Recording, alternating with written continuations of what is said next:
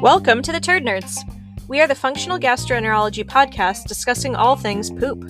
Before we take the plunge into today's episode, let us tell you a bit about ourselves. I'm Dr. Rebecca Sand, a naturopathic physician and acupuncturist, and I specialize in all things gastroenterology, hormones, and fertility. I'm Dr. Ami Kapadia, and I'm a medical doctor trained in family medicine and functional medicine with a special interest in gastrointestinal health, food and environmental allergies, and autoimmune disease. And I'm Dr. Gurevich, a naturopathic physician and acupuncturist who is board certified in naturopathic gastroenterology. I specialize in inflammatory bowel disease, IBS, and other functional digestive disorders. Let's jump into today's episode.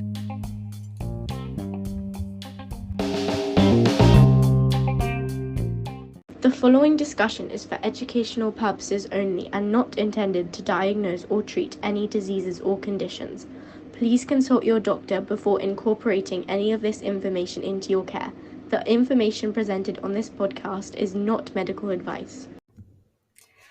I'm really excited to be talking about SIBO today with Dr. Sand and Dr. Gurevich. And part of the reason is that I've been so focused on other forms of dysbiosis that I have not done nearly as much as them with SIBO, and I have a million questions. So why don't we start with like a quick history about what SIBO is, Great. And then we'll just dive into questions and conversation. That sounds great. So, naturopathic medicine and functional medicine has been talking about bacterial dysbiosis forever. Mm-hmm. But it wasn't until like the early 2010s or a little bit earlier when we started getting a release of all of this data where they were actually finding small intestinal bacterial overgrowth. Mm-hmm. And, in the future, we'll talk about large intestinal bacterial overgrowth, but this is really the small bowel. And so the theory of what happens with SIBO is that there's some kind of event that causes a dysbiotic event. Antibiotic use, foodborne illness, secondary viral illness, and that changes the parameters of the small intestine, where all of a sudden you have this bacteria come into the small bowel that then, goes crazy and conquers it. And then that adds to a situation where the small bowel is not working as optimally as it should. There's a lot of data coming out about sequencing the small bowel, and we're seeing that data drip out. We're not going to be talking about specific bacteria today. We're just going to be talking about this symptom picture of one of the main presentations that plays a role in IBS-like symptoms, where we found that there is this bacterial pathogen or this dysbiotic pathogenosis of the small bowel that's causing symptoms. Mm-hmm. And so we'll talk about what we know about treating it naturally, treating it with pharmaceuticals, treating it with elemental diet, treating it with regular diet, and then we'll kind of just see where we go and talk about cases. Great. That sounds good. I have so many questions. Go. I do too. So I think starting out, one thing I'd like to hit at some point is where you, when you know a couple things are going on in the small bowel, SIBO and other things, how you prioritize. That is a great question. If you ask me my priorities are going to start always with parasites, protozoa, and Right. worms, because we know that those pathogens in and of themselves will cause a bacterial change. Right. And so there was this study published in 2014, I think, that looked at what Giardia does. And this was looking at large bowel sequencing, but I think we could extrapolate where, there are some Entamoeba histolytica will screw itself into the intestinal lining and cause bleeding and cause irritation. Giardia doesn't do that. Mm-hmm. What Giardia does is it shunts the environment of the microbiome to make it more hospitable for it than it is for you, diarrhea. Oh, got it. So if you have a parasite, protozoa, or worm, that's got to be your priority. Yep. After that, you can look at bacterial changes. However, bacterial changes and alteration in your physiology, like bile acid malabsorption, like exocrine pancreas insufficiency, could be happening simultaneously. Ileocecal valve dysfunction. Resection or anatomical changes could all be happening simultaneously. Hypermobility. Big one. Big one. Yeah. Or lack of mobility. Yeah. Like gastroparesis. Yep. Big one. Yep. And like adhesions and structural issues Totally. that we need to talk about how to assess for that as well. Yeah. But Yeah. So all of those things could also lead you to bacterial overgrowth. Yep. And all of those things could happen because you have bacterial overgrowth. Yep. Well, I don't know if adhesions can happen because of bacterial overgrowth, but bacterial adhesions could cause bacterial overgrowth. Right. Yeah, it causes excess pooling in different spots of the small intestine. So bacterial overgrowth and these other conditions can coexist, and it's not always like one direction. It could be sort of a bidirectional type of influence of those different conditions on each other. And I feel like that right there is the crux of, so when I look at SIBO, I think about the third rule, right? A third of the population, you treat them, antibiotics, herbs, whatever, they get better, we're done. A third of the population, you treat them, you know exactly what's going on and you treat them correctly and they don't get better. And a third of the population is this relapsing, remitting, they come in and out of these flares, right? That third of the population that does not get better, probably they have other things simultaneously where SIBO is part of the underlying cause, but it's not all of the underlying cause. Yeah, in my experience with those people that just have SIBO on and off for years, we're missing some other infection. And sometimes it can be SIFO too. Something is allowing, like you said, the environment to persist that favors pathogenic growth. So sometimes people have gotten really good treatment for SIBO, but nobody went in and cleaned up the environment, healed damage, repopulated the microbiome, things like that. So it was able to just come right back the second it got an opportunity. And I mean, is the final end result of what is causing SIBO is one of those many factors is causing a motility issue, right? So that's especially in the congruence of the post-infectious IBS picture. And this is what we talked about with the IBS smart test. So the IBS smart test is, I'm going to say I use it sporadically. How often do you use it? I don't know that I ever have. Okay. And I used it a few times, but I believe it's specific for IBS-D. It's so what that test is looking at two things: the anti-CDTB antibody and anti-vinculin antibody. Anti-CDTB is going to be that infectious agent that causes the initiation of the motility issues. Anti-CDTB will go elevated quite quickly after infection, but will then come down. What happens in the long time is what the immune system of the the anti-CDTB mimics the vinculin receptors of the small intestine. And those are the cells that bring about the migrating motor complex or motility in the small bowel, right?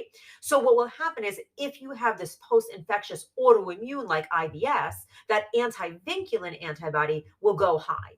The reason why that test has value is it tells us if this is an autoimmune IBS, which is one of the causes of IBS. The reason why I think it doesn't have a ton of value is it doesn't necessarily tell us how to proceed with treatments. It tells us that definitively prokinetics should be a part of our treatment, but, and it is a big but we're probably going to do that either way. Isn't it true that post-infectious SIBO and the autoimmune component is more associated with methane, however? Not necessarily. Okay. The answer is not necessarily. I think that was the thought, but now there were even studies showing that not all methane is constipation, and you can't really correlate symptoms with the bug. I mean, I think it's a bitch having to keep up with it all. Okay, so and then can you have SIBO without having a motility issue? You need a motility problem to get SIBO, regardless of what the cause is. Like it could be a blind loop or a structural issue, but that's still causing a motility problem. I don't know if I agree with that. Mainly because at this point, we still think that about 60% of initiation of SIBO is caused by post-infectious IBS. Right, but isn't that via change in motility or not necessarily? Great question. I don't know if I have an answer. Okay. My impression was that just having that type of pathogen introduced into the microbiome of the small intestine can drastically change it. And on top of that, you can also have motility issues. So, because when we talk about SIBO, we're talking about the bacteria that normally would be in the large intestine that have been somehow allowed, not necessarily. Not necessarily. So they did this pretty big study out of Australia. I want to say 2012, 2013. It might have been a little bit more recent than that. But they were the first group to sequence the small bowel, right? Okay. And what they found, and they went in down to the jejunum, and with their sequencing technology, what they found is that the majority of those pathogens were actually not from the large intestine. Okay. They were just their own dysbiotic changes. Okay. However, and this is the problem with science and data, however, if you ask the mast cell group, right? Right. They're going to say, oh, well, their problem was they weren't using the right technology to sequence. And, we have the technology where we put this tube in and then we put this other tube in and that other tube is cleaner. And that's how we Yeah. control. And so the answer is, I think that we'll know in the next decade. So it's not like fungal overgrowth, where I generally will tell patients and practitioners that it's the normal fungal ecology, but it's now overgrowing in an area of the bowel where we don't normally find that high of concentrations. Whereas with SIBO, that may be the case with bacterial translocation or not being swept out, but it could also be sort of new phenomenon of microbiome change in the small intestine, not necessarily the bacteria that are just typically found in the large intestine. I think in the cases of food poisoning, especially, you're sort of seeding something in there that came in top down. Okay. Yes. And we don't know the names of those organisms per se, or did they publish on that? They published one paper like last year, I think. Okay. They usually drop a bunch of their information on DDW. Okay. And we're going to do a ton of DDW episodes. Woo! Okay. So that's great, because I was not aware of that. That's relatively new information. And I think it's hydrogen, right? When we're talking about hydrogen, because methane SIBO is always Methanobrevibacter smithii, which is an archaea, not even a bacteria. Hydrogen sulfide. I feel like they're now saying that fusobacteria might also be a part of the IMO. Cool. Right. And now apparently we're not supposed to call it methane SIBO. We're supposed to call it IMO. Yeah. Because it's a totally different phenomenon. Which does actually, in the clinical setting, make a whole lot of sense, because it is a completely different phenomenon. Yeah. Okay, right. And Ami, back to your question about if there's always dysmotility associated. So it's almost a rule where if somebody comes into my office with endometriosis, they leave with a SIBO kit.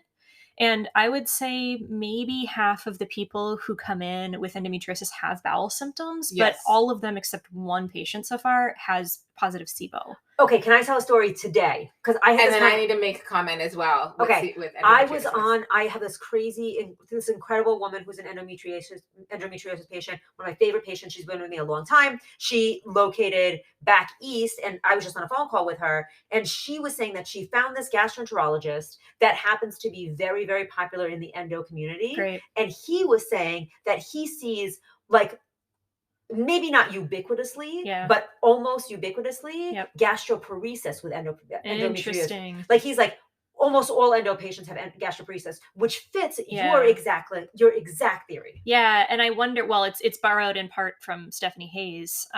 She works with some many OB-GYNs who send to us for SIBO testing because their patients get better. Endometriosis gets better when we eradicate SIBO, like across the board. So that's just first step of treatment for anybody with endometriosis. And I think it has to do with the autoimmune component, because there is some theory that endometriosis is also autoimmune. Right. What was your comment? Okay, so in my fungus world, we often see fungal issues in association with endometriosis. Like one of our mentors said it's like almost, it's never 100%, but he said a large majority of patients with endometriosis have a candida fungal issue, whether it's allergic and it's affecting another organ outside of the GI tract where it's overgrowing, or it's also affecting the GYN area because, it's colonizing mucous membranes in different areas. So that's something that I always think of with endometriosis and interstitial cystitis.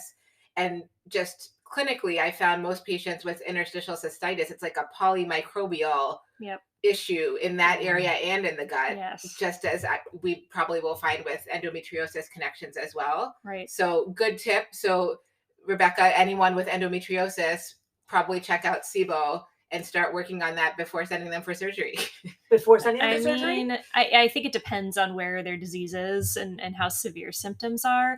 But I'm wondering about that gastroenterologist you were talking about, if he's found that primarily in folks post-laparoscopy. Because that'll cause some... I mean, but I feel like, depending on severity of endo in and of itself causes scarring, bowel issues, and fusion of like the intestine to itself, the intestine to the uterus. Like, I mean, that it's endo is crazy. Yeah, and that can be a cause for the SIBO. Yeah.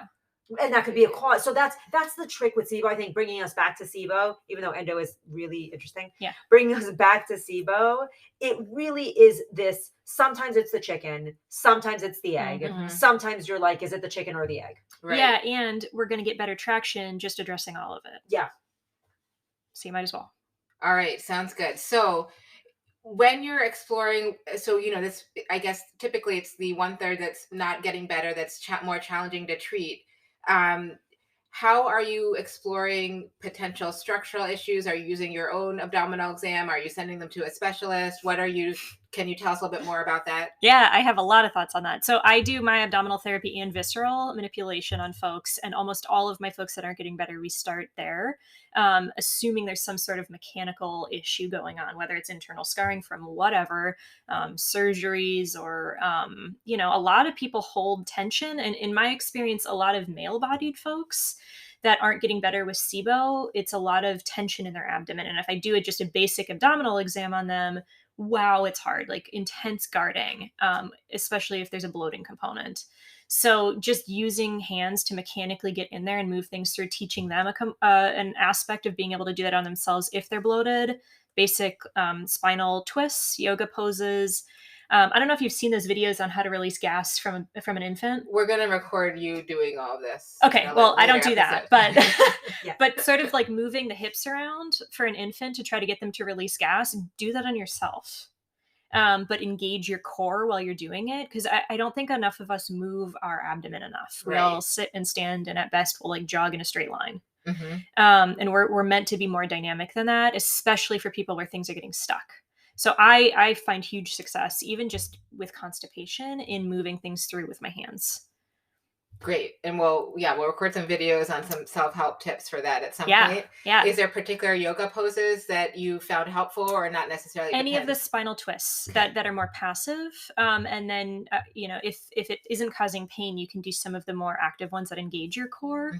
Mm-hmm. But, keeping your knees together, back flat, your thoracic spine flat on the floor, and just bowing your knees inside, which is a great stretch too. Yep, feels great. So Rebecca, you're saying for that 1/3 that aren't getting better, your next thought is often some sort of visceral, structural component that you're just going to assess for. Yeah, yeah, and I'm also looking for co-infections at that point too. Right. SIFO is high on my list usually. And I am often looking at, like, is the pancreas working? Yeah. Is the small bowel working? Is the small bowel absorbing the bile? Is there parasites, protozoa, or Mhm. worms? Yeah.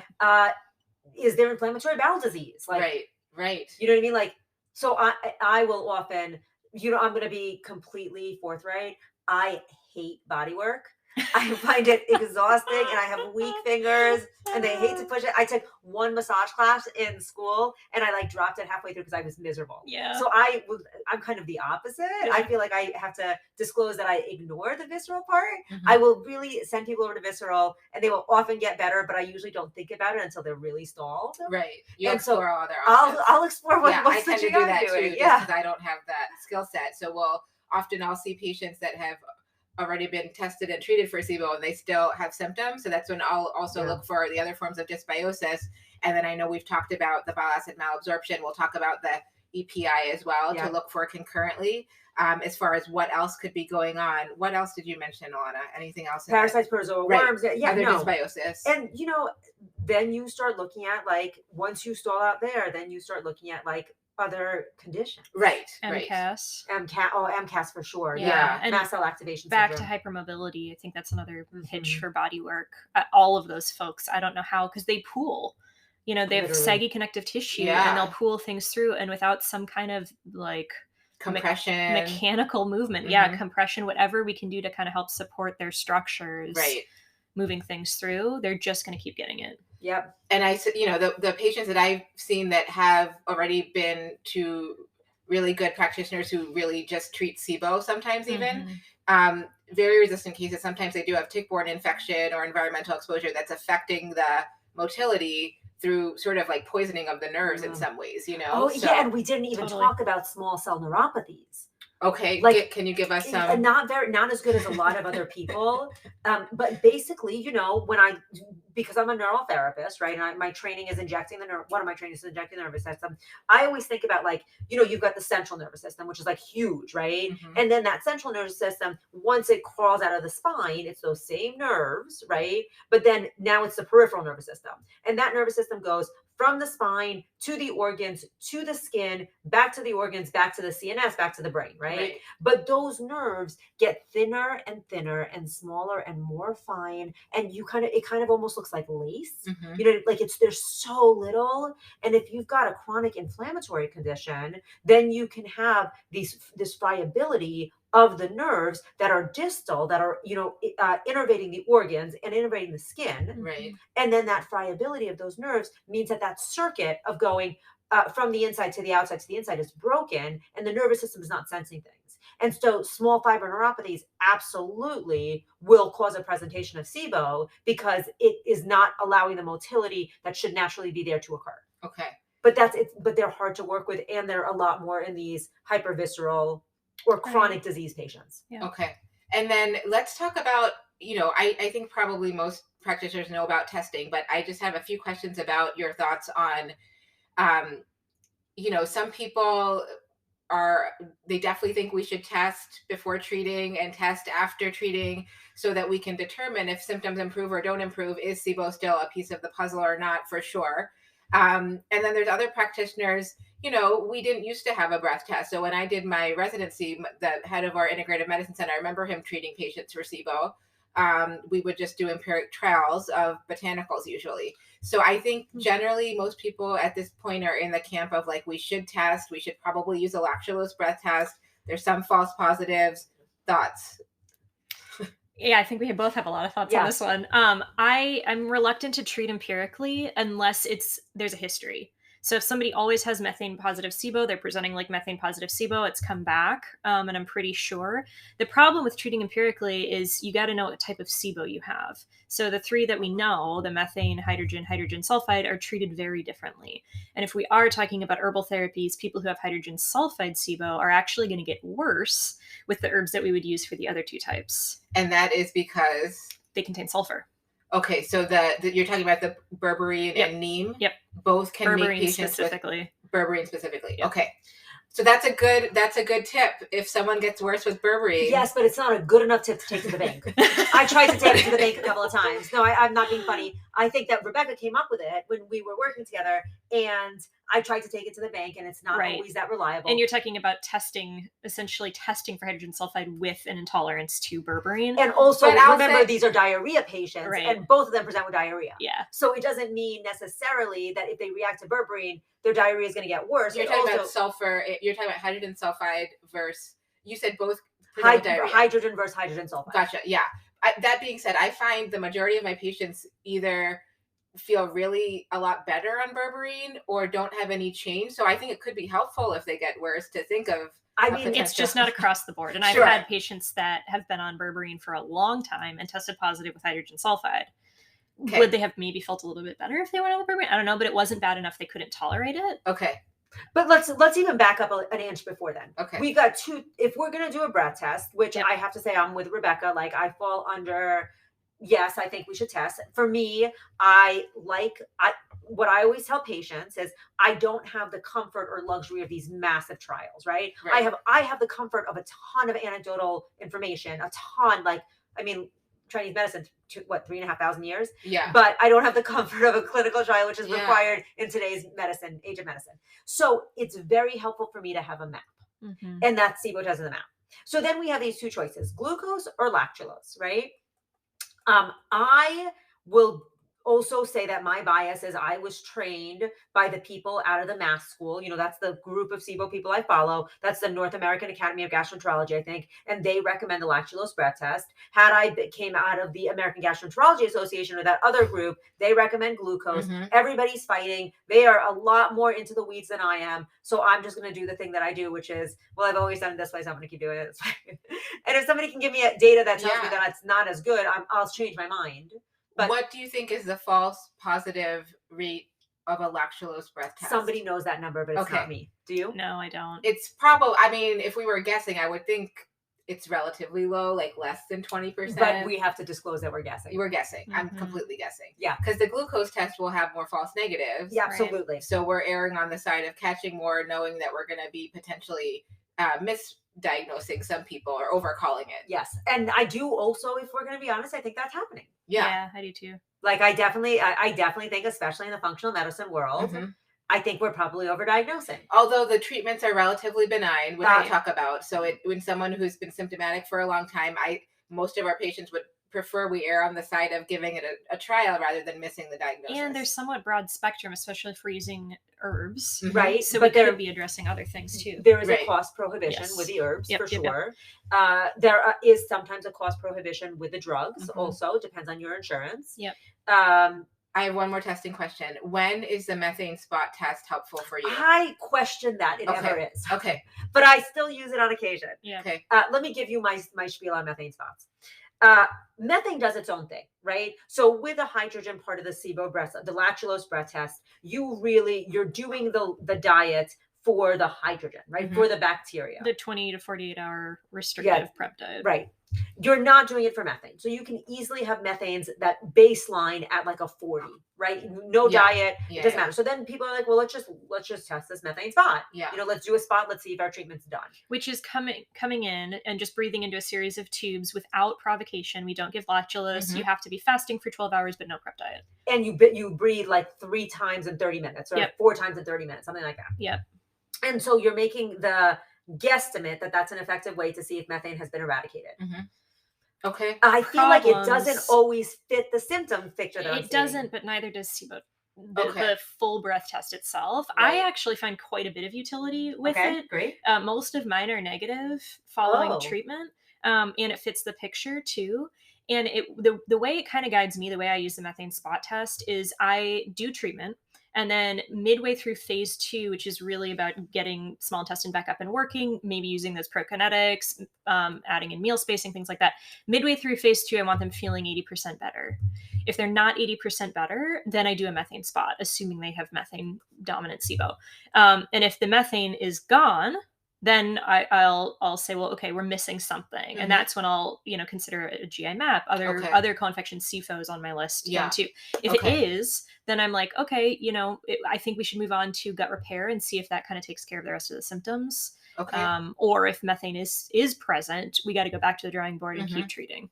Okay, I have 2 more questions before this segment is over. Go ahead. Let me just, and we're going to do segment 2 on treatments. Okay, and I still have a few more questions about testing. Okay, great. Oh, so the other thing I'm going to say is I'm just going to put a plug out there that there is usually, in my experience, something else going on if you are pulling methanes in the 70s, 80s, 90s, 100s, whatever. Yeah. Like, that is not physiologically appropriate or normal. Right. And so I would like to start by right now saying, if you start at that high of a level, please start thinking outside the box immediately. Okay. Makes sense. Okay. So in general, I think we're basically all using the standard lactulose breath test that checks for hydrogen and methane. And sometimes the Trio Smart that checks for... I've occasionally used that, but are you using it routinely or more in sporadic cases? I'd say a third to half the time I am. When they can afford it, or what is your criteria? It actually has the best insurance coverage. Yeah, and when I'm really suspicious of hydrogen sulfide. Okay, and that would be based on the type symptoms or history. Specifically...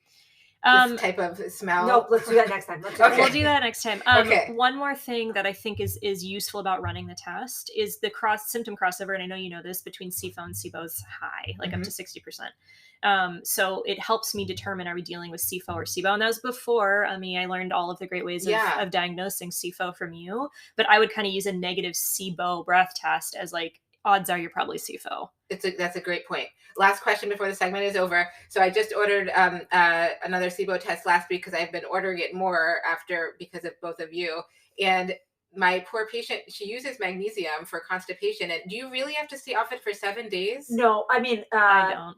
No, it's preferential because it is causing an increase of the dumping in the motility. Yeah. Not motility. Magnesium doesn't work on motility. But she's still symptomatic every day. So then I do say do the best you can. If maybe you can, 2 or 3 days. Or don't. Okay. It's mainly probiotics, antibiotics that I'm really worried about messing with the test. And those herbs, I'm strict about. Yeah. Like antimicrobial herbs, I'm pretty strict about those. Yeah. What I do usually say is okay is magnesium citrate and peppermint. Okay.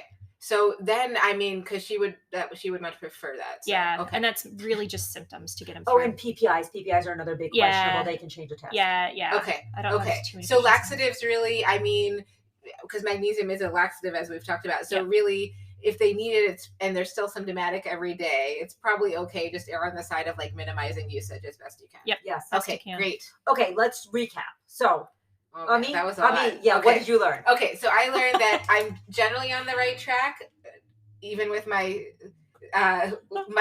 lower knowledge base than the both of you on SIBO. But I think in general, I think it would be good practice for most patients, for most practitioners, to think about SIBO breath testing, likely lactulose, unless you're following this other guideline, knowing you're going to get some false positives, but it can be used to sort of rule out SIBO as well, and think about these other, CIFO and other potential causes for IBS. So I think it does make sense to test most patients with these symptoms for at least initially. Maybe not every time you're going to reevaluate. And then there are, there's not a perfect test, but it's pretty good. Methane spot testing may be helpful in certain instances about halfway through your second month of treatment to gauge whether or not that's still a piece of the puzzle and whether you need to look for other things. There's many causes. We should think about visceral manipulation or at least assessment if they're a recalcitrant case, because that could be a piece of the puzzle. Right. And SIBO can be both a cause or an effect of various many things. Many things. Yep. Anything else you want to add? I just want to give a shout out to our other episode where Amy talks about SIFO, because there's so much crossover. And I already need to do an update. Yep. There's already more information. Brilliant. Thanks so guys. much, you guys. Thanks for joining us today. Stay tuned. We release episodes every 2 weeks. If you like this episode, please subscribe and don't forget to rate and review us to help spread the turd nerd word.